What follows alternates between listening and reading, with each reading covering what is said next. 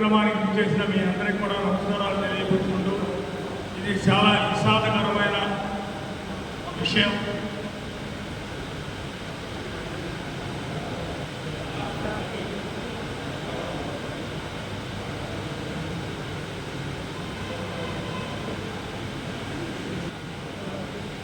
ఈ సంతాప కార్యక్రమానికి చేసిన మీ అందరికీ కొంత నమస్కారాలు తెలియపరుచుకుంటూ, ఇది చాలా విషాదకరమైన విషయం. కోడ ప్రబోధనదారులందరూ ఈ సంతాప సభ ఏర్పాటు చేసినందుకు కొంత బాధ, కొంత సంతోషం. ఎందుకంటే ఎలుగులోకి తీసుకొచ్చారు ఈ కుర్రవాడి మరణాన్ని. ఎప్పుడో గత నెల 19వ తారీఖు నాడు ఆ దుస్సంఘటన జరిగితే మా అందరికీ తెలిసేటప్పటికీ 15 రోజులు పెట్టింది. మేము రాష్ట్ర గౌడ సంఘం తరఫున హాజరయ్యి గురువాడ యూనిట్ తరఫున మాట్లాడుతున్నాం. నా పేరు ఎర్రలేని గోవర్ధనరావు.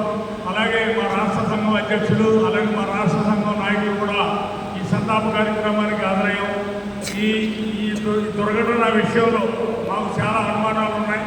ఎందుకంటే చిన్న వయసులో కోళ్ళే ప్రాణంగా వాళ్ళ సంరక్షణే తన ప్రాణ రక్షణగా భావించి ఎక్కడో అరణ్య ప్రాంతంలో మామిడి తోటలో ఊరికి దూరంగా 4-5 కిలోమీటర్ల దూరంలో నివసించే పిల్లాడు ఇలాంటి ఘటనను ఎదుర్కొని మరణించడం అనేది పోలీసు వారు ఏం కారణాలు చెప్తున్నారు.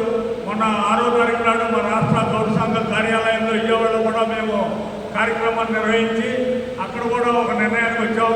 పోలీసు వారు చాలా తేలిగ్గా ఏదో సూసైడ్ ఎన్నప్పుడు లోవే పేరు అనేది అనే విషయం మీద కేసుని నీరుగార్చే ప్రయత్నాలు చేస్తున్నారు.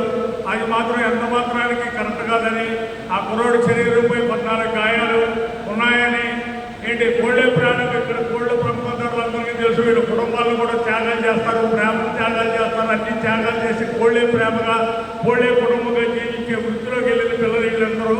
ఇలాంటి వాళ్ళకి అలాంటి ఆపాదించి ఏయో ప్రేమ వైఫల్యం వల్ల కుర్రోడు పాయిజన్ తీసుకున్నాడని ఒక ఎలిమిని సృష్టించి దాన్ని ప్రచారం చేశాడు ఒక నిందితుడు. అతనే దీనికి ప్రధాన కారకుడని మేము రాష్ట్ర గౌడ సంఘం తరఫున తీవ్రమైన పోరాటం, న్యాయ పోరాటం చేస్తున్నాం.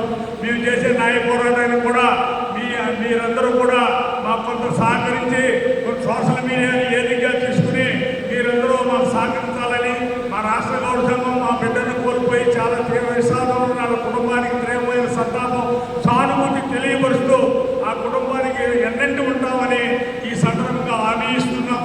అలాగే మాకు ఈ దుర్ఘటన జరిగిన వెంటనే తెలుసుంటే మా రాష్ట్ర స్థాయిలో మేము ఉద్యమం చేసేవాళ్ళం.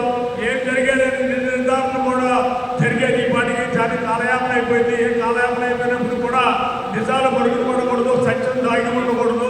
అదే ఉద్దేశంతో నిజాలు బయటకు తీసుకురావాలనే విషయంలో మేము రాష్ట్ర గౌడ సంఘ నాయకులు, మా అధ్యక్షుల వారు, అలాగే మా వ్యవస్థాపక అధ్యక్షుల వారు, మా ప్రముఖ నాయకులు పాపం జయప్రకాష్ నారాయణ గారు కూడా ఇదే పరిశ్రమలో ఉన్నారు. వారు కూడా ఏంటి వీళ్ళందరితో సహకారం తీసుకుని మేము రాబోయే రోజుల్లో 2-3 రోజుల్లో విజయవాడలో deputy commissioner of police DCP గారిని కలవడం జరిగింది. దీని మీద మా డౌట్స్ కూడా తెలియపరచడం జరిగింది. అయ్యా ఇది యాదృచ్ఛికంగా జరిగింది కాదు, లోవే పేరు కాదు, దీని వెనకాల కుట్రకోణం దాగి ఉంది. దీని మీద నిర్ధారణ జరగాలి. వాళ్ళ తల్లిదండ్రులు ఇన్నోసెంట్స్, చాలా లేనివారు, మిడిల్ క్లాసు. ఈ పిల్లవాడు దాని మీద కొంత అమౌంట్ కూడా ఇన్వెస్ట్ చేసుకున్నాడు. ఎవడైతే ముద్దాయని మేము భావిస్తామో ఆ ముద్దాయి అదంతా కబ్జా చేసాడు, ఎత్తుకుపోయాడని మేము ప్రముఖ నాయకుల దగ్గరికి నోటీస్ రాపించుకుని వెళ్ళి డీసీపీ గారికి మెమోరాండం ఇవ్వడం జరిగింది. డీసీపీ గారు దాని మీద కొంత స్పందించారు. మళ్ళా రీఎంక్వైరీ చేపిస్తానన్నారు.